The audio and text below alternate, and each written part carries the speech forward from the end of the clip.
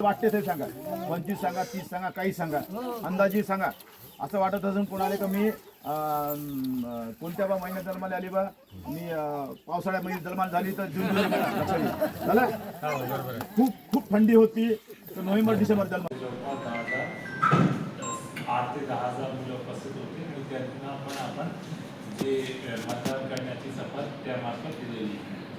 यवतमाळमध्ये आरू गोपाल देशपांडे आहे, SDM आहे, पुसदमध्ये आशिष बिजवाल आहे, वणीमध्ये नितीन इंगोले आहे, उमरखेडमध्ये सखाराम मोरे SDM आहे, दिग्रसमध्ये विजय सूर्यवंशी गारवा SDM आहे, पांढरचावडामध्ये आर्णी तालुक्यातील अंजी कारेगाव या गट ग्रामपंचायतमध्ये पारधी बेडा त्या ठिकाणी आहे. अनेक वर्षापासून त्या ठिकाणी पारधी बेड्याचे लोक त्या ठिकाणी वास्तव्य करत आहेत. त्यांच्याकडे अनेक वेळा जेलात गेलेले पुरावे आहे, त्या ठिकाणच्या ग्रामपंचायतीमध्ये नोंद आहे, फॉरेस्टमध्ये नोंद आहे. परंतु तरी सुद्धा वारंवार त्या ठिकाणच्या लोकांना वन हक्क समिती अंतर्गत त्या लोकांना ती जागा देता येते. परंतु तरी सुद्धा वन विभागाने त्या ठिकाणी वारंवार त्यांना हस्तक्षेप केला.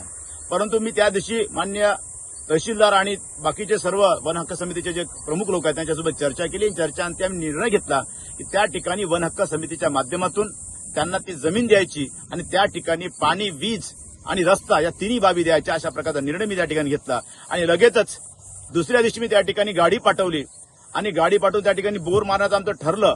परंतु राजकीय विरोधकामुळे त्या ठिकाणी वन विभागाला त्यांनी इन्फॉर्मेशन केलं आणि म्हणून त्या ठिकाणी त्या रात्री बोर होऊ शकली नाही आणि बोरची गाडी गेली. आणि म्हणूनच आम्ही निर्णय घेतला होता की वन हक्क समितीचा जोपर्यंत निर्णय होत नाही तोपर्यंत त्या ठिकाणी आम्ही पाणी, रस्ता आणि वीज ह्या तिन्ही बाबी देता येत नाही. पण माझी संकल्प आहे, मी या ठिकाणी निर्णय घेतलाय कुठल्याही परिस्थितीमध्ये त्या गावातल्या लोकांना रस्ता, पाणी आणि वीज दिल्याशिवाय राहणार आहे, एवढा माझा संकल्प या ठिकाणी तुम्हाला सांगतो. धन्यवाद. वन पाण्यासाठी आम्ही एक तर शिकारी करून जगणारे लोक होते मागच्या काळामध्ये. आता जर आम्ही शेती करून राहत असेल तर आमच्यावर हे सरकार परिस्थिती देणार का? नेहमी करता आम्हाला पाण्यासाठी भटका लागेल का? आम्हाला एका भाकरीच्या कुटक्यासाठी भटका लागेल का? हेच सरकार आमच्यावर नियम लागू करेल का? आम्ही फाशेपारधी समाज म्हणून का गुन्हेगार आहो का या सरकार लोकांचे किंवा या सरकारी अफसरांचे किंवा या देशांचे? जर आम्ही गुन्हेगार जर असेल तर आम्हाला हाच वेळी मरेपर्यंत आम्हाला हे तुम्ही शासनाकडचे नियम आमच्यावर लागू नका करू आणि आम्हाला हाच नियम ठेवून द्या.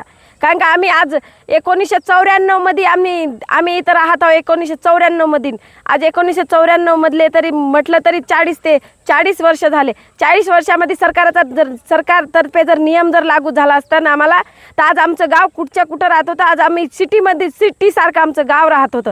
आमच्या घरोघरी लाईन राहत होती, आमच्या घरोघरी रोड राहत होती, आमच्या घरोघरी पाणी राहत होतं, नळ राहत होता. ते सुद्धा आम्हाला सरकारकडून भेटलं नाही. 40 वर्ष झाले सरकार आमच्याकडे लक्ष नाही देत आहे आणि आम्ही अशाच परिस्थितीमध्ये आजपर्यंत जगत आहोत. आज बी जगून राहिलो.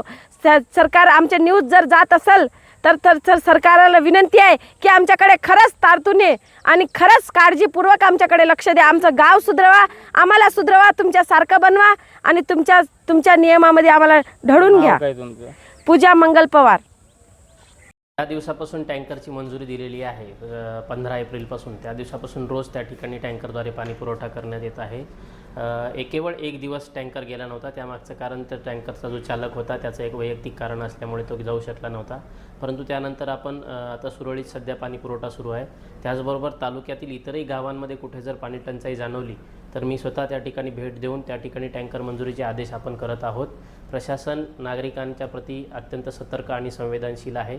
पाणी टंचाईची समस्या जाणवू नये यासाठी आम्ही पूर्णपणे प्रयत्न करत आहोत. धन्यवाद.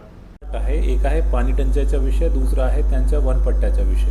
तो पाणी टंचाई संदर्भात जिल्हा प्रशासनानं ऑलरेडी ताबडतोब, जसं मागच्या वर्षी आपण टँकर लावला होता, हा वर्षी पण आपण त्या गावामध्ये टँकर लावणार आहे. पण जेव्हापर्यंत त्यांची प्रॉब्लेमचं परमनंट सोल्युशन होणार नाही हे विषय नेहमी येणार आहे. या अनुषंगानं ऑलरेडी सदर ग्रामस्तरीय समितीने आपल्याकडे वनपट्ट्याची अर्ज केलेली आहे. उपविभागीय स्तरीय कमिटीने वन विभागाच्या अभिप्रायाप्रमाणे ते सदर विषय रद्द केला होता, पण त्यांच्याकडे अजून पण अपीलची संधी आहे. ते जिल्हास्तरीय कमिटीकडे अपील करू शकत आहे आणि त्यांचा फॅक्ट आहे, त्यांचे कागद आहे, ते आम्ही चेक करून त्याच्यावर योग्य ते निर्णय घेऊ शकणार आहे. तो माझ्या या पूर्ण विषयावर ऑलरेडी लक्ष आहे आणि लोकांना न्याय भेटला पाहिजे, त्यांचे इश्यू परमनंटली सॉल्व्ह व्हायला पाहिजे, या अनुषंगाने आपण काम करणार आहे. आणि या अनुषंगाने ऑलरेडी आपली टीम त्या लोकांसोबत कॉन्टॅक्टमध्ये आहे आणि त्यांच्या विषय कसा रीतीने सॉल्व्ह होतील त्याच्यावर आपला लक्ष आहे. धन्यवाद.